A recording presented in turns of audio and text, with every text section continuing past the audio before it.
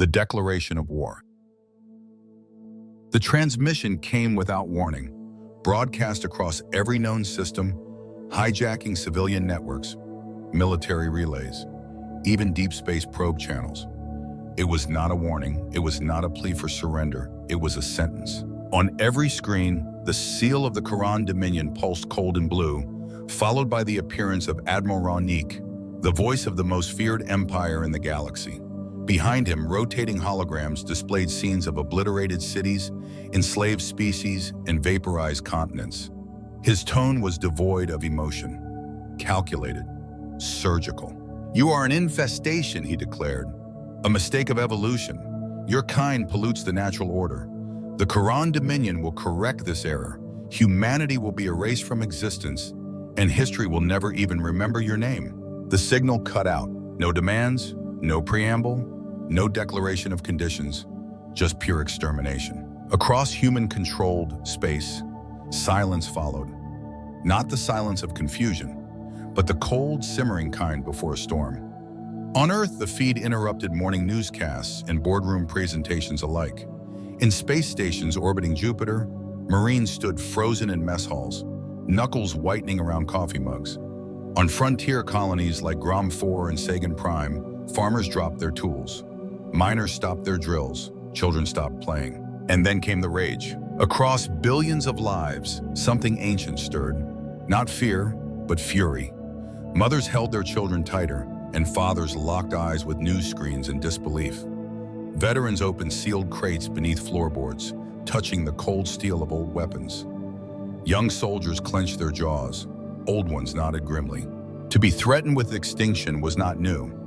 Humanity had faced annihilation before, from asteroids, from war, from its own worst instincts. But to be told by an alien empire that their very existence was a mistake to be corrected? Unacceptable. Most species collapsed under the weight of such a threat. The Quran Dominion had conquered and purged over 30 civilizations. Some surrendered immediately, others fought and were wiped from the stars. All fell eventually. Resistance, history showed, was futile. The Qurans expected the same from Earth, but what they failed to understand, what they would never comprehend until it was far too late, was that humans do not kneel, not to gods, not to kings, and certainly not to monsters. Their mistake was not in attacking, it was in underestimating what would happen when they told 8 billion apex predators that they did not deserve to exist. And so the silence of shock broke, not with panic, but with purpose. A message from hell. The Qurans received a single reply. It did not come from Earth's Central Command, nor from any diplomat or official channel. It came from the smoking remains of New Moscow, a colony city on Grom 4 that had been one of the first targets of the Dominion's assault. The video was brief, no music, no filters, no fancy edits. A human soldier stood amidst the wreckage of a ruined street, framed by burning towers and shattered concrete. His armor was scorched black, pitted from plasma fire. Blood streaked across his face, some of it human, some unmistakably alien. Behind him, the remains of a Quran gunship smoldered, its hull still glowing red from the blast that had brought it down. He wasn't famous, not a general, not a politician, just a soldier, one of millions. But his eyes burned with something the Qurans had never seen before, amusement. He looked straight into the lens and spoke. "Congratulations," he said, voice calm and low. "You just declared war on the galaxy's deadliest species." Then he smiled, and the transmission cut out. Across the Dominion, command centers fell into uneasy silence. For the first time in memory, the Qurans hesitated. That message had not sounded like fear. It hadn't even sounded angry. It sounded amused, confident, dangerous. Back on Grom 4, that soldier, later identified as Sergeant Quinn, tossed aside the camera drone and reloaded his rifle. He didn't wait for applause. He didn't expect to be remembered, because the war had already begun. The Dominion had planned for swift eradication. Shock and awe. What they found instead was a nightmare. Insurgency, chaos, and human fury weaponized into something terrifying. They had come expecting to crush humanity. Instead, they had lit a fire. Blood on Grom 4. The first true battle of the war erupted in the ruins of Grom 4. The Dominion had expected a massacre. Their fleet descended on the colony world with mechanical efficiency, Capital ships blocking out the sky, drop ships screaming through the clouds like falling blades. In their minds, the fight was already won. Humanity, they believed, would either run or die quickly. They were wrong. In the shattered remains of New Moscow, human resistance ignited like wildfire. What began as scattered survivors quickly transformed into organized, ruthless combat teams. They didn't fight fair. They didn't line up in formation or follow the rules of civilized war.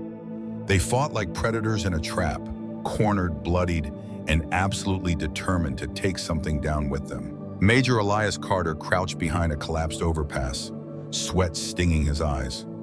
Dust hung thick in the air, mingled with the acrid scent of burning metal and alien blood. Around him, the remnants of his unit were scattered. Engineers turned demolitions experts, medics now wielding rifles, colonists turned snipers hidden in the rubble. "Status," he barked into his comm. "Still holding, sir," came the reply from Lieutenant Vasquez, her voice ragged with adrenaline. "Western flank's tight, but we're running low on ammo. Those bastards just keep coming." Carter swore under his breath. They all knew the truth. Grom 4 was doomed. The Dominion hadn't sent a patrol. They'd launched a full planetary invasion. Reinforcements from Earth were still days away, and the orbital defense grid had been reduced to scrap in the first hour. But surrender wasn't part of the plan. "Make them bleed," Carter growled. "If you fall back, leave them something to remember you by." Vasquez chuckled, dark and tired. "Already setting the charges, sir." The Khorans advanced relentlessly, towering warriors in obsidian armor, wielding plasma rifles and guided drones. But they weren't fighting diplomats or civilians anymore. They were fighting humans who had nothing left to lose. Every street became a kill zone. Snipers lured squads into crossfires. Homemade explosives leveled entire enemy patrols. Booby-trapped corpses, baited corridors, burning vehicles turned into traps. Anything that could slow the Dominion's advance was used. And the price of every step forward was blood. One Khoran officer reported in disbelief, "They don't retreat, they don't surrender.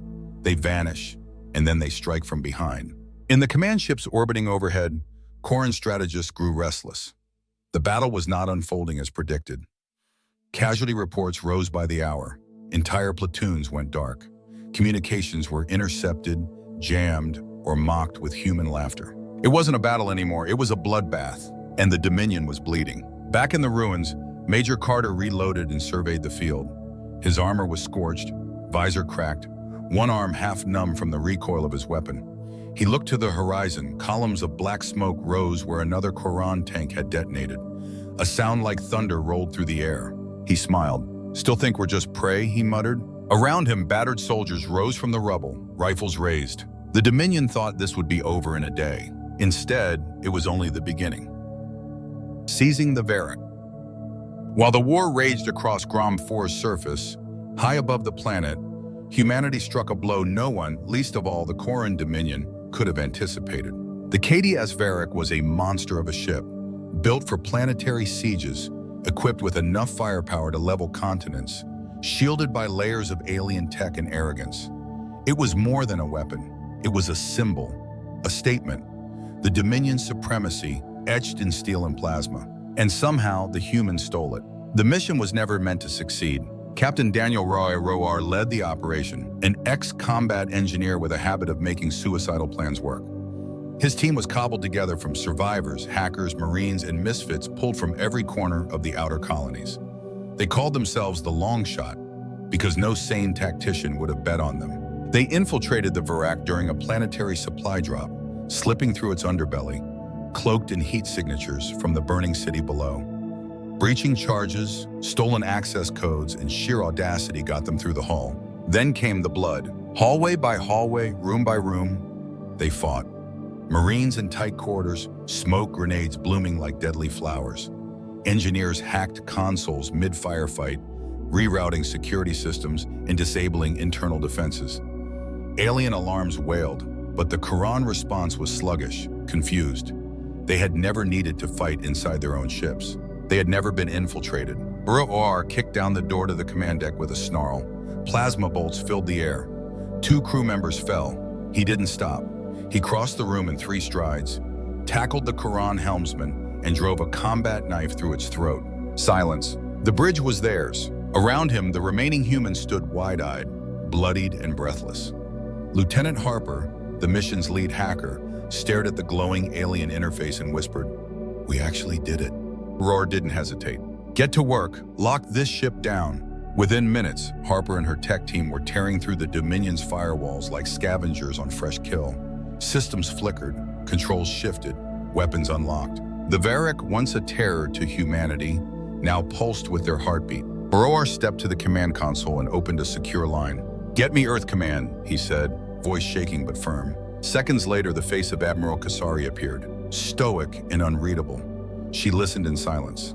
"You're telling me," she finally said, "you hijacked a Koran battleship?" Roar smirked. "We didn't just hijack it, Admiral. We're about to use it."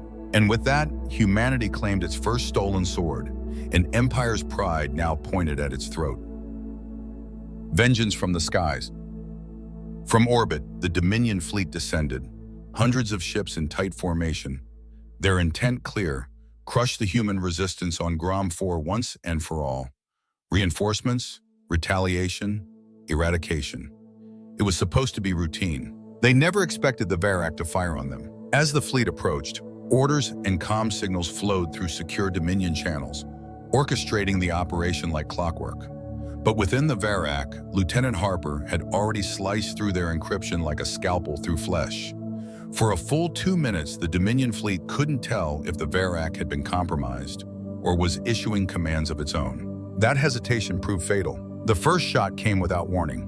A single beam of blue-white plasma erupted from the Varric's forward cannon and tore through a Dominion destroyer. Shields didn't go up. Evasion didn't happen. The ship never expected one of its own to betray it. It was reduced to molten wreckage in seconds. The second vessel managed to raise partial defenses, but it was too late. A barrage followed, precision strikes coordinated by human eyes, driven by vengeance and desperation. Ship after ship lit up the sky, blooming into fireballs that rained debris down on the planet below. On the surface, Major Carter and his resistance fighters looked up in confusion at first. Then their comms crackled. "Major Carter, this is Captain Roar aboard the Varric," came the voice, calm, steady, triumphant. "We're giving these bastards a taste of their own medicine." Carter stared at the sky. He watched Koran gunships spiral in flames, saw the once invincible fleet reel in confusion and panic. A slow grin crept across his face, bloodied, exhausted, but alive. "About damn time," he muttered. Across Grom 4, morale surged.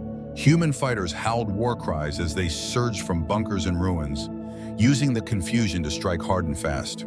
The Korans, shaken by orbital betrayal, hesitated for the first time. And in war, hesitation kills. The Varric moved like a predator unleashed. Harper's team had fully assumed control, rerouting Dominion command protocols and turning their own weapons against them. Every bolt fired was vengeance. Every maneuver was a message. "You thought we were prey. Now we're the storm." In the span of an hour, a battle meant to be humanity's execution turned into a massacre of the Koran.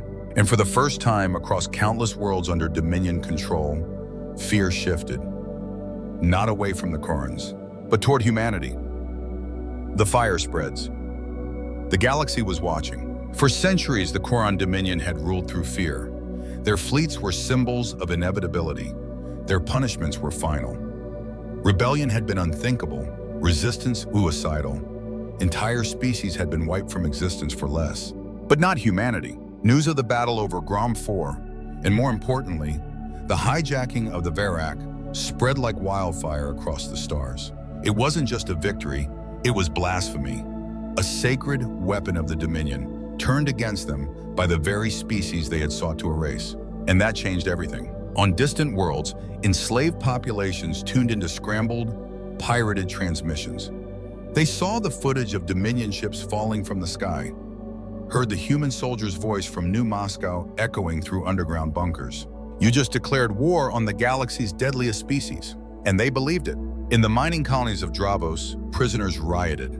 On the swamp world of Krexer, the frog-like Januri ambushed their Koran overseers, using stolen tools as weapons. In the frozen tundras of Vex Prime, the insectoid Nasari burned their own labor camps to the ground. For the first time in 1,000 years, insurrections flared across the Dominion, not because they had hope, but because someone else had drawn blood from the monster. The Koran High Council convened in chaos. The chamber, once a place of calm calculation, now trembled with panic. Reports poured in, ships missing, supply lines severed, officers assassinated, whole planets going dark. Admiral Ronick slammed his fist on the command table. "This should not be happening," he roared. "They're primitives." But even his voice wavered. Another counselor, usually reserved and clinical, whispered, "They don't fight like any species we've encountered. They don't conquer, they hunt." It wasn't just that the Korans were losing ships and soldiers. They were losing something far worse: their legend, their fear. And with every rebellion, with every sabotage convoy and assassinated general, the fire spread wider. And in its center, burning brightest, was Earth, hunting the Emperor. The Quran homeworld had always been a symbol of permanence, eternal, untouchable. Its skies shimmered with orbital defense grids layered like cosmic armor, and its capital spire rose like a monolith of dominion, casting long shadows over 1,000 years of subjugation. No one had ever dared breach it. No one had even tried. Until now. The plan, codenamed Operation Executioner, was insane by every military doctrine ever written. The Dominion expected sieges, blockades, massive invasions. Humanity offered none of that. Instead, Earth's command proposed a single, audacious act: strike the heart, cut off the head, let the body collapse. Admiral Kasari had stared at the galactic map, eyes like frost, and said only 6 words: "We don't need to win, just break them." A stealth fleet slipped through the outer systems under the cover of false Dominion transponders, pinging fake patrol routes. Human engineers had cracked the Dominion's network weeks ago, quietly rewriting access logs, spoofing identification codes, and mapping every vulnerability that Pride had hidden from the Korans themselves. Leading the team was Captain Roar. He was no longer just a captain. He was a symbol, the man who stole the Varak, the ghost who haunted Koran Command. His name had become a curse whispered in war rooms, a rallying cry chanted by rebellions, and a legend written in ash. ROR's strike team consisted of 12 specialists, chosen not for rank, but for brutality, adaptability, and pure, unshakable hatred. They were dropped in low orbit from a cloaked corvette, surfing a plasma storm the Korans never detected. Their first target, the planetary defense grid. Sabotage charges were placed with precision. At 0300 planetary time, the eastern sky erupted in light. Entire shield networks collapsed in synchronized detonation. For the first time in its history, the Koran capital was vulnerable. What followed wasn't an invasion. It was execution. Gunships screamed through the breach. Human strike teams hit hardpoints with surgical violence, detonating command hubs, silencing sensor arrays, slaughtering everything in uniform.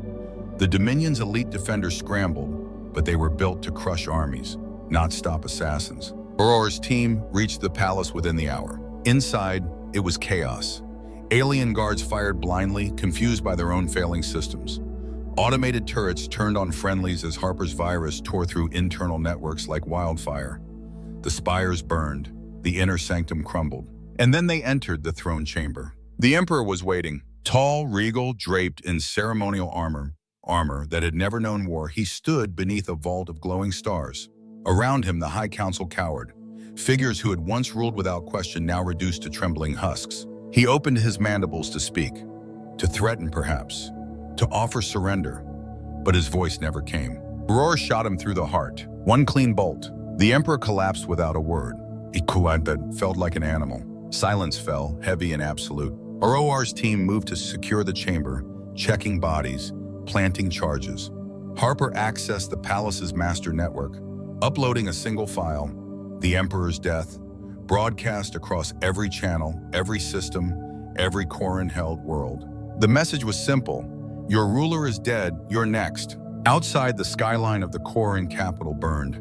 The sky boiled with smoke and falling ash. What had once been the symbol of Dominion immortality now lay in ruin. And for the first time in galactic history, the predators had become prey. End of an empire. The smoke over the Koran capital still hung thick in the air when Admiral Kasari stepped onto its scorched soil. Around her, human soldiers fanned out across the ruins, faces dirtied by war, armor dented, weapons still warm. The golden spires that had once stretched to the heavens now lay in broken heaps.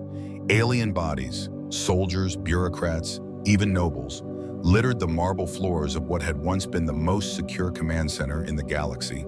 And Earth had taken it in a matter of days. Kasari didn't smile. She didn't cheer. She simply looked at the hollowed husk of the Dominion's throne and spoke into her command channel, broadcast to every human fleet, every colony, every liberated world. The war is over. But even she knew it wasn't, because humanity didn't come to survive. They came to end things. In the months that followed, the galaxy watched as the impossible continued to unfold. The Quran Dominion didn't just fall, they shattered. Without their emperor, without fear to hold them together, their vast network of control collapsed into chaos. Slave worlds revolted. Puppet governors were assassinated in their sleep. Supply routes once considered eternal burned from coordinated sabotage. And in every corner of that chaos, humans were there, sometimes as liberators, sometimes as executioners. The Varric, once the crown jewel of the Dominion's navy, now served as the mobile command center of Earth's most feared strike force. Its once pristine corridors were painted in black and red, reconfigured with brutal human efficiency. Its engines ran hotter than before, louder, as if roaring with newfound purpose. Captain Roor led the final cleansing operations, moving from one sector to the next like a storm wrapped in steel. No negotiations, no surrender, just eradication. On one distant world, as Corran officers pleaded for mercy, he said only, "You wanted extinction, now live it." And then he gave the order. Cities vaporized, strongholds leveled, entire planets reduced to silence. The galaxy held its breath, not in mourning for the Korans, but in terror of what had risen in their place. Humanity. They weren't conquerors. They didn't install puppet regimes. They didn't demand tribute or titles. They simply walked into the void left by the Dominion, stared it in the eye, and claimed it. Because they didn't need thrones. They had proven something far more terrifying, that when pushed to the edge, when threatened with annihilation, humanity didn't just survive. They evolved. They learned your weapons, hijacked your ships, cracked your networks, studied your tactics, and then they turned it all back on you tenfold. The Corran High Council, those who hadn't been executed, died in hiding, their final moments spent cursing the species they had dismissed as an infestation. Back on Earth, there were no parades, no fireworks, only silence, respect, and quiet rebuilding. But across the stars, a new phrase spread, whispers in back alleys, encoded messages between rebel factions, even murmured in the war rooms of still untouched empires. You don't declare war on humans because you don't get a war. You get extinction.